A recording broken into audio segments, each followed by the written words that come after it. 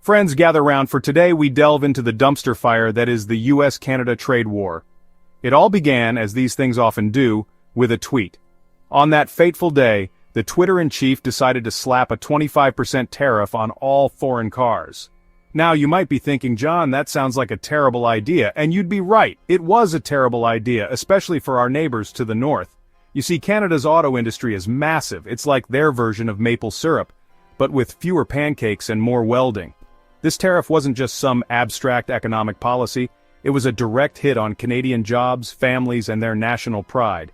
It was the equivalent of going over to your neighbor's house, kicking their dog, and then demanding they lend you their lawnmower.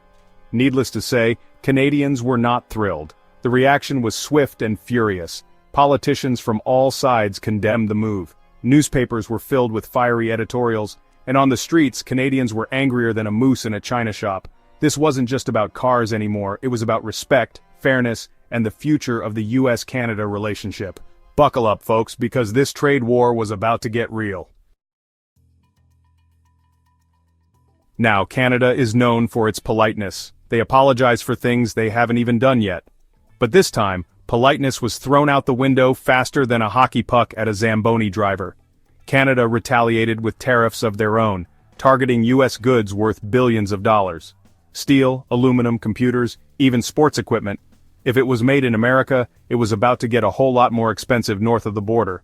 This wasn't some half-hearted attempt at appeasement. It was a calculated strike back at the heart of the US economy. Canada wasn't messing around. They were playing hardball, and they were playing to win. The message was clear. You want a trade war? We'll give you a trade war. Remember that national pride I mentioned earlier? Well, it went into overdrive. Canadians from coast to coast decided to fight back the best way they knew how, with their wallets. The Buy Canadian movement wasn't just a slogan, it was a way of life. Supermarkets couldn't keep Canadian-made products on the shelves. People were proudly sporting made-in-Canada clothing. And don't even get me started on US travel. Canadians, known for their love of Florida vacations and Disney World trips, were staying put. Flights between the two countries plummeted. It turns out that nothing says "take that, Uncle Sam," quite like refusing to use your passport.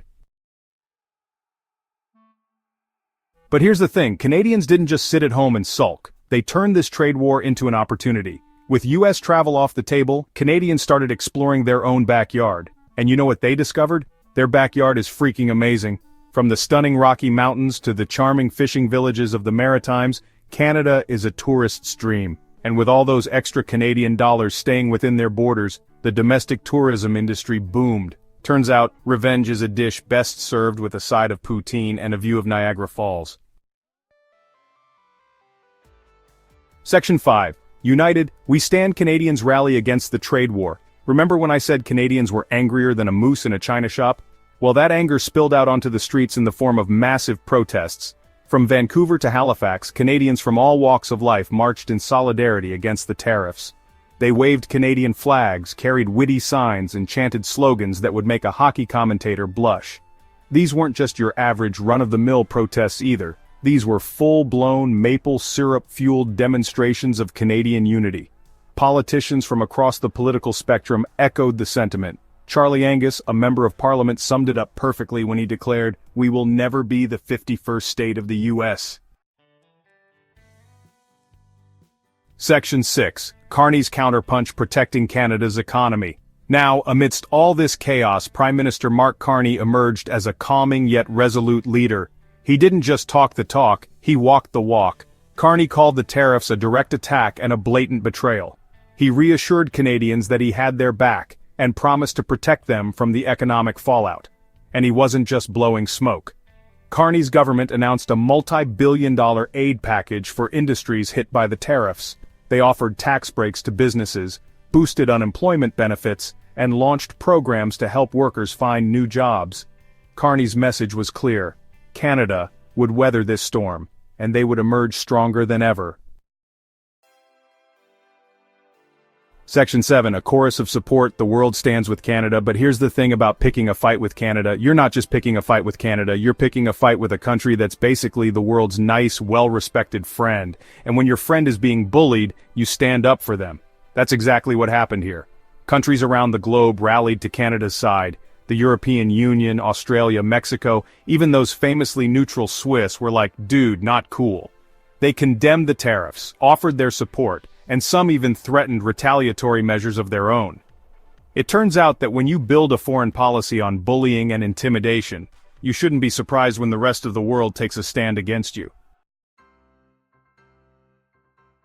Section 8, the backfire effect. Trump's trade war hits home. Now let's talk about the US economy, shall we? Because all those tariffs, yeah, they weren't exactly doing the US any favors. Remember how I said Canada was striking back at the heart of the US economy? Well, they hit their mark. The stock market, that fickle beast, threw a tantrum. The Dow Jones, the S&P 500, they all took a nosedive. Investors were running for the hills faster than a raccoon at a picnic. And it wasn't just Wall Street feeling the pain. American businesses and consumers started feeling the pinch too. Those tariffs on Canadian steel and aluminum, they drove up the cost of everything from cars to beer.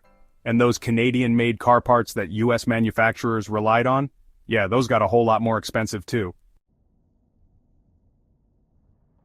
Section 9, a bridge too far, the future of US-Canada trade. So, where do we go from here?